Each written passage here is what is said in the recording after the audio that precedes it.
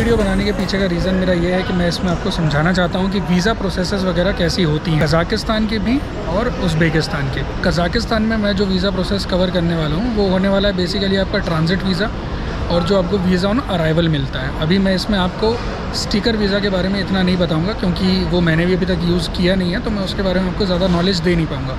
But जो visa on arrival है और जो ट्रांजिट वीज़ा है मैं उसके बारे में आपको बताऊंगा। साथ ही साथ मैं आपको बताता हूँ कि उज़्बेकिस्तान का वीज़ा आप किस तरीके से ले सकते हैं। और आप यकीन मानिए बहुत ईजी है, दोनों ही चीज़ें, चाहे वो उज़्बेकिस्तान का वीज़ा लेना हो या फिर वीज़ा फ्री कंट्री कज़ाकिस्तान में आना, ट्रांजिट करना। तो शुरू करते हैं उज़्बेकिस्तान से। उज़्बेकिस्तान का वीज़ा बेसिकली आपका आता है 3 दिनों के अंदर जब भी आप फॉर्म को फिल करते हैं। बड़ा इजी सा फॉर्म होता है, आप उसको फिल करेंगे, कोई ज़्यादा डॉक्यूमेंट भी नहीं मांगे जाते। एक 12वीं पास बच्चा या 10वीं पास बच्चा भी उस फॉर्म को ईज़िली फिल कर सकता है और उसकी फ़ीस ज़्यादा नहीं होती, $20 के आसपास कुछ फ़ीस होती है और उसके ऊपर $1-8 का कुछ चार्ज लगता है। तो वो टोटल आपकी कुछ 1700 रुपये की वीज़ा का अमाउंट बनता है और वो आपको 3 दिनों के अंदर मिल जाता है।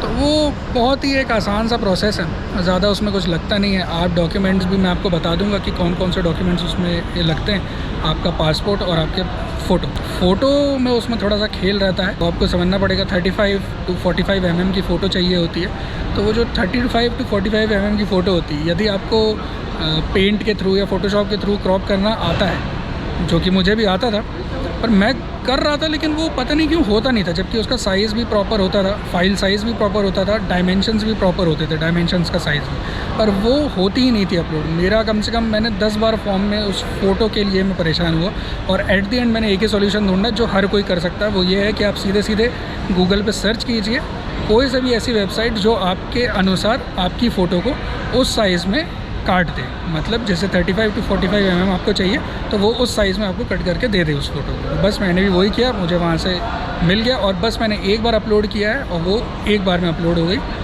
सारे काम हो गए मेरे। सेकंड, इस पूरे वीज़ा प्रोसेस में एक और कैच है कि मैं अपने मास्टर कार्ड से पे कर रहा था पर वो हुआ नहीं था और फिर मैंने उसके बाद जब वीज़ा कार्ड से पे किया तो वो हो गया था।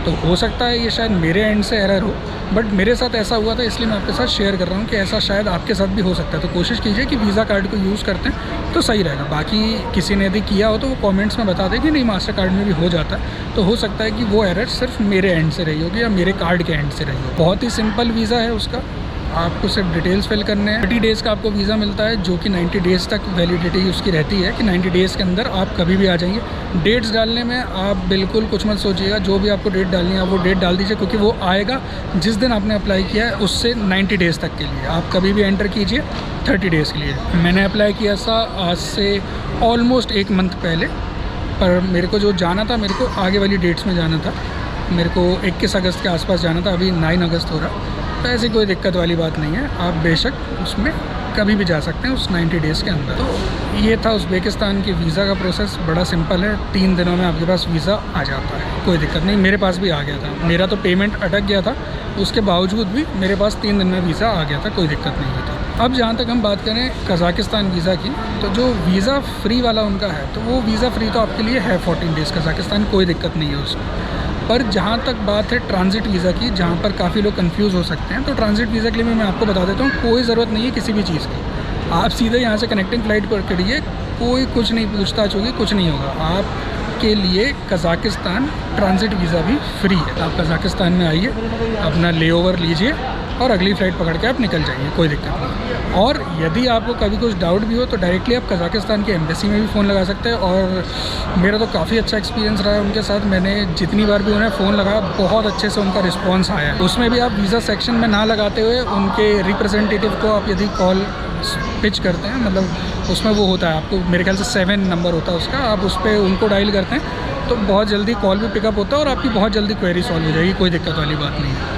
अब जो 14 डेज़ का वीज़ा फ्री है, तो वो वीज़ा एक्चुअली में फ्री है। आप 14 डेज़ के लिए यहाँ आ सकते हैं, चाहे आप डायरेक्टली फ़्लाइट बुक करके आए या तो फिर आप लैंड बॉर्डर क्रॉस करके भी आ सकते हैं। लाइक जैसे आप उज़्बेकिस्तान आ जाइए, उज़्बेकिस्तान से आप लैंड बॉर्डर क्रॉस करके 14 डेज़ के लिए कज़ाकिस्तान चले जाइए और वापस से फिर आपको जहाँ जाना है वहाँ जा सकते हैं। तो वो भी बहुत सिंपल है, सिर्फ आपको आपका पासपोर्ट रखना है और आपको आपकी बुकिंग्स रखनी है, इसके अलावा और कुछ भी नहीं रखना है आपको। अब जहाँ तक बात है बाकी वीज़ाज़ की जो कज़ाकिस्तान प्रोवाइड करता है उसका एक्सपीरियंस अभी मुझे नहीं है, बट यदि कोई ये वीडियो देख रहा है और उसको एक्सपीरियंस है तो वो ज़रूर अपने कमेंट सेक्शन में अपना सजेशन दे सकता है, अपना एक्सपीरियंस बता सकता है कि कैसी चीज़ें होती हैं उसके लिए। आगे अभी मुझे मालूम नहीं, होपफुली यदि मैं स्टिकर वीज़ा के लिए जाता हूँ कज़ाकिस्तान के तो मैं डेफिनेटली आपको अपडेट कर ही दूँगा इस बारे में। पर तब तक के लिए अभी तो मेरे पास सिर्फ इसी चीज़ का नॉलेज है कि 14 डेज़ का वीज़ा, तो 14 डेज़ का वीज़ा ऐसे ही होता है। बट एक बात का आप ज़रूर ध्यान रखें, अभी थोड़ा सा समय सही नहीं है, तो ऐसे समय में आप अपनी रिटर्न टिकट ज़रूर बुक करें, स्पेशली यदि आप कज़ाकिस्तान आ रहे हैं तो। उज़्बेकिस्तान में भी मांगा जाता है, लेकिन यदि आप कज़ाकिस्तान आ रहे हैं तो आप ज़रूर रिटर्न टिकट अपने साथ रखें। मेरे साथ तो ये हुआ था, मैं तो देखो मैं तो जा रहा हूँ उज़्बेकिस्तान, लेकिन मेरे प्लान्स हैं कि मैं कज़ाकिस्तान भी जाऊँगा। तो यदि मुझे कज़ाकिस्तान जाना है तो मैंने उसकी ऑलरेडी रिटर्न टिकट करवाई थी, और मुझे लगेज चेक इन में ही पूछ लिया था बोर्डिंग पास देने से पहले कि आपके पास रिटर्न टिकट है या नहीं। इवन बुकिंग्स भी पूछ ली थी। हाँ, इंडियन इमिग्रेशन में मुझे कुछ भी चीज़ नहीं पूछी गई है, मेरे ख्याल से। हाँ, उन्होंने मेरी रिटर्न टिकट देखी थी, पर वहाँ पर भी और बुकिंग्स वगैरह नहीं पूछी गई थी। और ऊपर से मैं थोड़ा फ्रेश पासपोर्ट होल्डर हूँ ना यार, तो मेरे से सवाल जवाब भी काफ़ी करते हैं। बस कोई दिक्कत नहीं है, आप कॉन्फिडेंटली अपना जवाब दीजिए कि भाई मैं ऐसे ऐसे घूमने आया हूँ, यहाँ जाऊँगा, ऐसे ऐसे जाऊँगा। बुकिंग्स का भी यदि आप आपसे कोई पूछे तो आप बता दीजिए कि भाई 2-3 दिन की बुकिंग्स मैंने करा रखी है, आगे की मैं बुकिंग्स ऐसे ऐसे कराऊँगा, या मेरा ऐसा ऐसा प्लान है तो उसके लिए मैं करा नहीं सकता हूँ।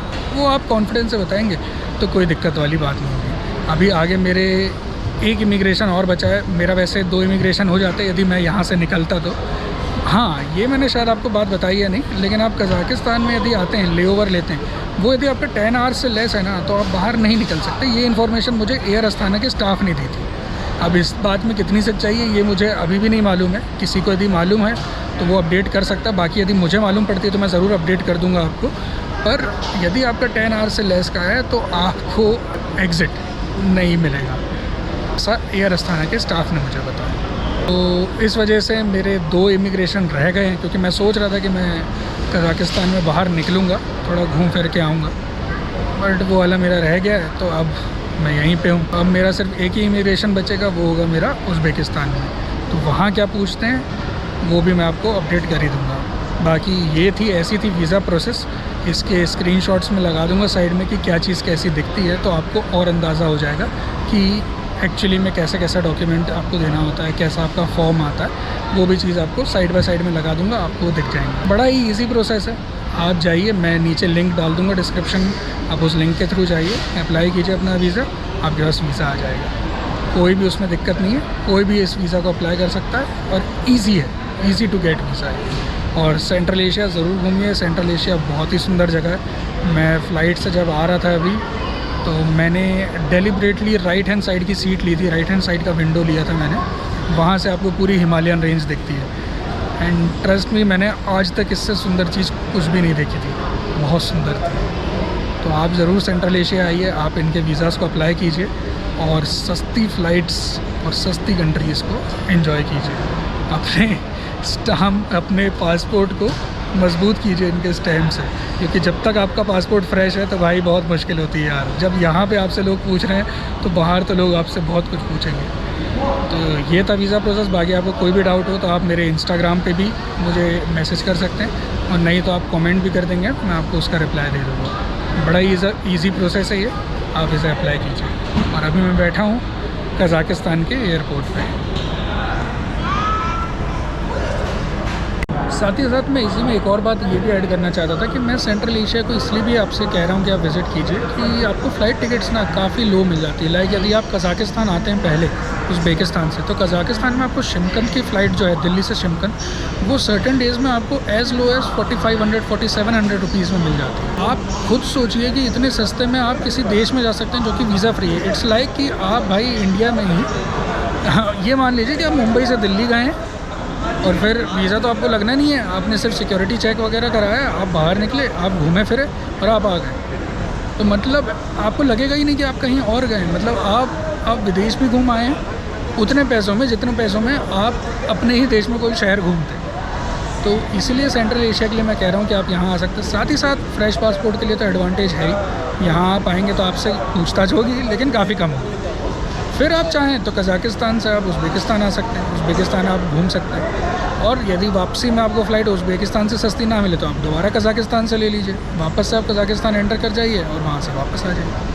तो बड़ा सिंपल सी चीज़ है ये, आप बिल्कुल इसको मिस मत कीजिए। काफ़ी अच्छी अपॉर्चुनिटी है अभी इंडियंस के पास सेंट्रल एशिया में घूमने की, तो ज़रूर इसको मिस मत कीजिए।